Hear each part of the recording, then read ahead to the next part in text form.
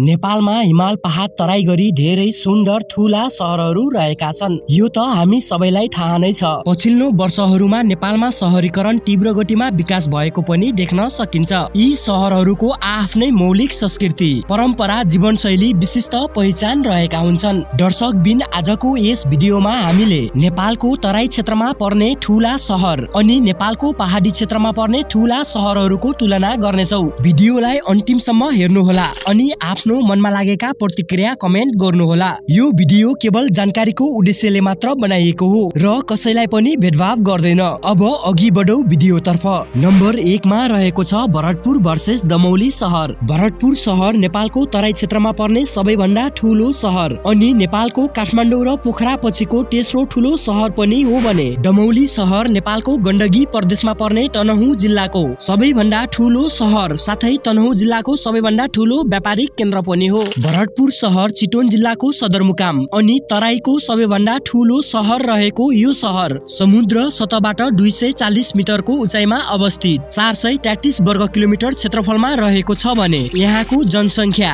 3,79,377 भन्दा माथि रहेको छ। त्यसै गरी दमौली सहरको कुरा गर्ने हो भने यो सहर समुद्र सतहबाट 450 मिटरको उचाइमा अवस्थित यहाँको जनसङ्ख्या करिब 1,50,000 को आसपास रहेको छ भने दमौली सहरले नेपालको पहाडी सहर तथा अन्य नेपालको विकसित ठूला सहरहरूसँग व्यापारिक वस्तुहरू आयात निर्यात गर्ने गर्दछ।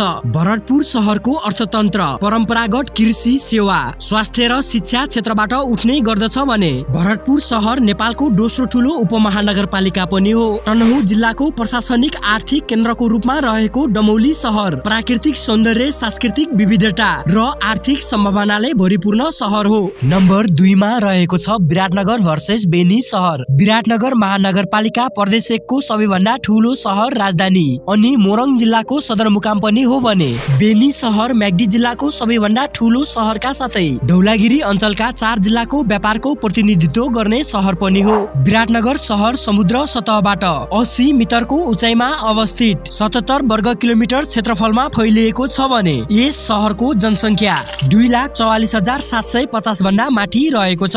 बेनी सहर समुद्र सतहबाट 879 मिटरको उचाइमा अवस्थित यस सहरको जनसङ्ख्या करिब 80,000 को आसपास रहेको छ भने यो बेनी सहरलाई पश्चिम नेपालको पर्यटकीय सहर पनि मानिन्छ किनकि यहाँबाट अन्नपूर्ण बेस क्याम्प, हिन्दू र बौद्ध धर्मावलम्बीहरूको ठूलो तीर्थस्थल मुक्तिनाथ लगायत मुस्ताङ जिल्लाको सबैजसो ठाउँ बेनी सहर भएर जान्छ। विराटनगर सहरलाई नेपालको औद्योगिक राजधानी पनि मानिन्छ। यहाँबाट भारत लगायत तेस्रो मुलुकसँग व्यापारिक वस्तुहरू आयात निर्यात गर्ने गरिन्छ। नम्बर 3 मा रहेको छ वीरगञ्ज भर्सेस बागलुङ सहर। प्रदेश 2 को सबैभन्दा ठूलो सहर र नेपालको 5औं ठूलो सहर वीरगञ्ज तराईको सबैभन्दा ठूला सहरहरू मध्ये तेस्रो ठूलो सहर हो भने बागलुङ नेपालको गण्डकी प्रदेशमा अवस्थित बागलुङ जिल्लाको एक ठूलो पहाडी सहर हो। समुद्र सतहबाट 92 मिटरको उचाइमा रहेको वीरगञ्ज सहर 75.24 वर्ग किलोमिटर क्षेत्रफलमा फैलिएको छ भने वीरगञ्ज सहरलाई नेपालको सबैभन्दा धेरै महत्वपूर्ण व्यापारिक सहर भनेर पनि चिनिन्छ। नेपालमा भारतबाट आयात हुने 70% भन्दा बढी सामानहरू वीरगञ्ज सहरबाट आउने गर्दछ। त्यसै गरी बागलुङ सहर 98.1 वर्ग किलोमिटर क्षेत्रफलमा फैलिएको यस बागलुङ सहरको जनसङ्ख्या 90,000 को आसपास रहेको छ भने यो बागलुङ सहर जिल्लाकै सबैभन्दा ठूलो व्यापारिक केन्द्र पनि हो। पर्सा जिल्लाको सदरमुकाम रहेको वीरगञ्ज सहर भारतको मुख्य सहर न्यू दिल्ली, मुम्बई, पटना, कोलकाता, हैदराबाद, लखनऊ र अन्य मुख्य सहरहरूसँग रोड मार्फत जोडिएको छ। बागलुङ सहर पनि प्राकृतिक रूपमा त सुन्दर छ नै, अहिलेको समयमा विकासमा पनि फड्को मारिरहेको छ। यो बागलुङ सहर नेपालको पहाडी सहरहरू मध्ये तीव्र गतिमा विकास भइरहेको गण्डकी प्रदेशको सहरहरू मध्ये एक ठूलो पहाडी सहर पर्दछ।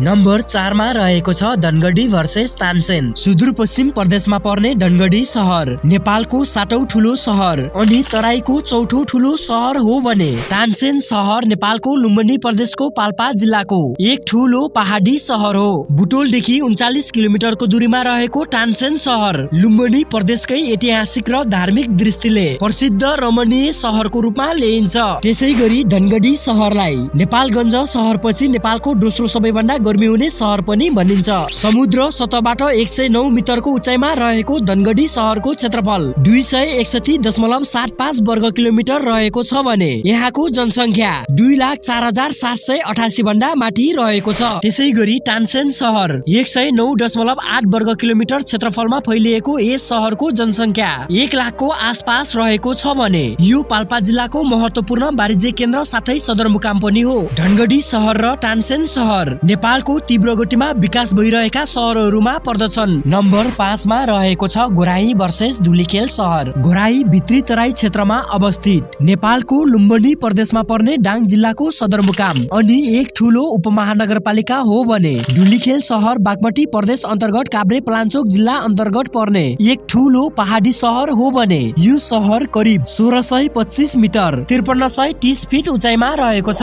घोराही सहर परिदृश्य र आफ्नो हावापानीको लागि त परिचित छ नै, यो बाहेक यो सहर पहाडी क्षेत्रको प्रमुख व्यापारिक शैक्षिक तथा स्वास्थ्यको केन्द्र पनि मानिन्छ। समुद्र सतहबाट 668 मिटरको उचाइमा अवस्थित घोराही सहरको क्षेत्रफल 522.2 वर्ग किलोमिटर रहेको छ भने यस सहरको जनसंख्या 2,05,30 भन्दा माथि रहेको छ। त्यस्तै धुलिखेल सहर काठमाडौँ सहरबाट नजिक भएकाले यो सहर विकासको बाटोमा अघि बढ्न मद्दत पुगेको छ। 60,000 को आसपास जनसंख्या रहेको यस धुलिखेल सहरको क्षेत्रफल 55 वर्ग किलोमिटर रहेको छ भने यस सहरको अधिकांश भूभाग पहाडले घेरेको छ। नम्बर 6 मा रहेको छ जनकपुर वर्सेस बेसी सहर। तर यो भन्दा पहिले यदि हजुर हाम्रो यस च्यानलमा नयाँ हुनुहुन्छ भने भिडियोलाई लाइक, च्यानललाई सब्स्क्राइब गरी हाम्रो परिवारसँग जोडिनु होला। जनकपुर नेपालको मधेस प्रदेशमा पर्ने प्रदेश 2 को राजधानी रहेको तराईको 6औं ठूलो सहर अनि प्रदेश 2 को दोस्रो ठूलो सहर पनि हो भने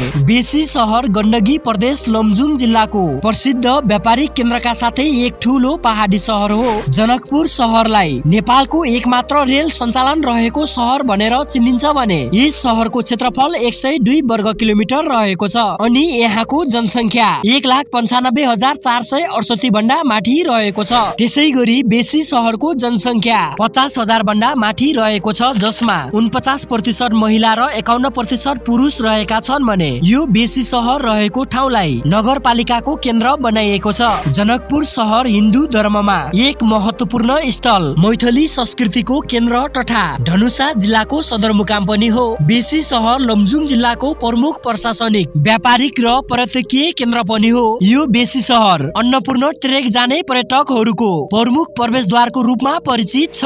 नम्बर 7 मा रहेको छ इतहरी वर्सेस कुस्मा सहर। इतहरी उपमहानगरपालिका नेपालको तराई क्षेत्रमा पर्ने सुनसरीको एक ठूलो सहर हो भने कुस्मा सहर नेपालको धौलागिरी अञ्चल अन्तर्गत पर्ने पर्वत जिल्लाको एक ठूलो पहाडी सहर हो। नेपालको तराई क्षेत्रमा पर्ने इतहरी सहर समुद्र सतहबाट 110 मिटरको उचाइमा अवस्थित 93.78 वर्ग किलोमिटर क्षेत्रफलमा रहेको छ भने यहाँको जनसंख्या 1,98,021 भन्दा माथि रहेको छ। त्यसै गरी कुस्मा सहर समुद्र सतहबाट 953 मिटरको उचाइमा अवस्थित 93.18 वर्ग किलोमिटर क्षेत्रफलमा रहेको यस सहरको जनसंख्या 70,000 को आसपास रहेको छ। इतहरी सहर पूर्व पश्चिम राजमार्ग र कोशी राजमार्ग जोड्ने एउटा जंक्सन पोइन्ट पनि हो। यो बाहेक इतहरी सहर पूर्वी नेपालको व्यापारिक तथा यातायातको केन्द्रबिन्दु पनि हो। त्यसै गरी कुस्मा सहर वर्तमान समयमा पर्वत जिल्लाको मात्र नभई धौलागिरी अञ्चलको प्रमुख वाणिज्य केन्द्रका साथै शिक्षा र स्वास्थ्यको केन्द्र पनि हो। नम्बर 8 मा रहेको छ बुटोल वर्सेस डडेलधुरा सहर। बुटोल सहर नेपालको तराई क्षेत्रमा पर्ने लुम्बिनी अञ्चल रूपन्देही जिल्लाको एक ठूलो उपमहानगरपालिका हो भने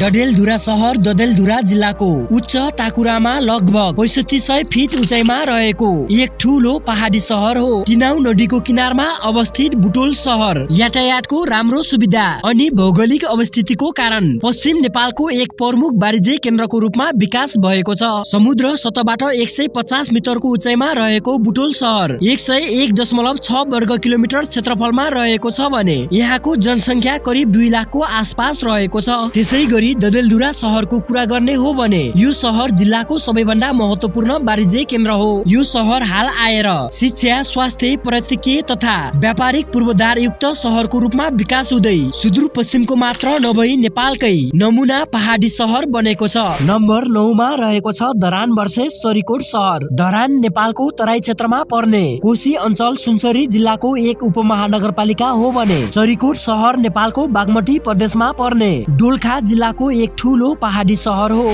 धरान सहर समुद्र सतहबाट 350 मिटरको उचाइमा रहेको 192.32 वर्ग किलोमिटर क्षेत्रफल ओगटेको छ भने यहाँको जनसंख्या 1,73,096 भन्दा माथि रहेको छ। त्यसैगरी चरीकोट सहर समुद्री सतहबाट 1,554 मिटरको उचाइमा रहेको यस सहरको जनसंख्या 70,000 को आसपास रहेको छ। चरीकोट सहरको मौसम वातावरण निकै विविधतापूर्ण रहेको छ। यहाँको वातावरण सिनसिनमा बदलिरहन्छ। धरान सहरको अर्थतन्त्र कृषि उद्योग र सेवा क्षेत्रमा निर्भर रहेको छ भने यो सहर तराई र पहाडी क्षेत्र बीच एउटा व्यापारिक केन्द्रको रूपमा रहेको छ। चरीकोट सहर पनि दोलखा जिल्लाको ट्रान्जिट पोइन्ट भएकाले यहाँ ठूला ठूला सरकारी संस्था, विद्यालय, हस्पिटल, जिल्ला स्तरीय कार्यालय रहेका छन् भने यो दोलखा जिल्लाको सदरमुकाम पनि हो। नम्बर 10 मा रहेको छ नेपालगञ्ज भर्सेस हिले सहर। नेपालगञ्ज सहर लुम्बिनी प्रदेशको बाँके जिल्लामा पर्ने नेपाल र तराई क्षेत्रको सबैभन्दा गर्मी हुने सहर भनेर चिनिन्छ भने हिले सहर धनकुटा जिल्लामा अवस्थित एक सुन्दर पहाडी सहर हो। यो सहर समुद्री सतहबाट करिब 1950 मिटरको उचाइमा अवस्थित 6.73 वर्ग किलोमिटर क्षेत्रफलमा रहेको छ भने नेपालगञ्ज सहर समुद्री सतहबाट 150 मिटरको उचाइमा अवस्थित 85.94 वर्ग किलोमिटर क्षेत्रफलमा रहेको छ। भारतको रूपदेया सिमाना नजिक पर्ने यो नेपालगञ्ज सहर दुई देश बीचको व्यापार सम्बन्धका कारण पनि महत्त्वपूर्ण रहेको छ। नेपालको सबैभन्दा धेरै गर्मी हुने सहर भनेर चिनिएको यो नेपालगञ्ज सहर औद्योगिक महत्त्वका साथै डोल्पा, जुम्ला, मुगु, रुकुम लगायतका पर्यटकीय गन्तव्यका लागि ट्रान्जिट पोइन्ट पनि हो। त्यसैगरी हिले सहरको कुरा गर्ने हो भने यातायातको राम्रो सुविधा, भौगोलिक बनावटको कारणले यो सहर धनकुटा जिल्लाको गतिविधिको प्रख्यात केन्द्र पनि हो। भौगोलिक रूपमा हेर्दा हिले सहर पहाडी भूभाग डाँडाले घेरिए तापनि यहाँ ठूला ठूला होटल, शैक्षिक संस्था, ब्याङ्क, जिल्ला स्तरीय कार्यालय पनि रहेका छन्। दर्शकबिन यो थियो नेपालको तराई क्षेत्रमा पर्ने ठूला सहर र नेपालको पहाडी क्षेत्रमा पर्ने ठूला सहर। यी सहरहरू मध्ये हजुरलाई कुन सहर मन पर्यो र कहाँबाट हेर्दै हुनुहुन्छ